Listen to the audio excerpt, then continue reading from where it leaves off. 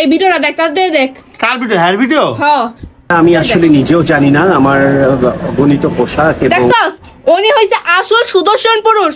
সে এক dress up দুইবার পরছে নাকি এর কোনো গণনা নাই, তার হাজার হাজার কোটি কোটি ড্রেস আপ।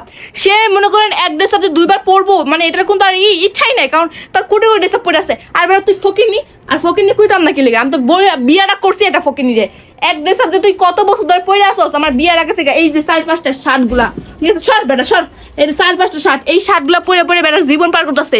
কোনদিন তো দেখলাম না নতুন একটা শার্ট পরে ইয়াং ইয়াং সাইজা মানে সুন্দর করে আটবা, তাহলে বান্ধবীরা আমার দেখে কইবো না আমি এত সুদর্শন পুরুষে বিয়ে করছি, এত কিছু বুঝি না। এই দে টাকা, তাড়াতাড়ি সুদর্শন পুরুষ হয়। এর আগে তো টাকা দিছিলাম, টাকাগুলো খাইয়া দিছো তুমি, তোমার বাপ মায়ের দিয়ে দিছো। এখন এই টাকাগুলো নিয়ে এসব আমার?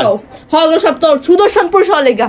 তোমার এমনি এমনি খাওয়ার লেগে দিন এগুলো। তুমি ড্রেস আপ কিনবা, ওই যে ফুল ফুল আলা ড্রেস আপগুলো কিনবা, এগুলো পরবা, হাজার হাজার এগুলো কিনবা, পরে আমরা হাইটা হাইটা যাইবা। আর আমার বান্ধবের সাথে টাকা দিব। আমার তুমি একটা সুদর্শন পুরুষ হতে চাও? হ্যাঁ এটা তোমার। এবার তো চাপা বন্ধ, চল চল চল, আমি মার্কেটে যাই। হ্যাঁ চল চল চল।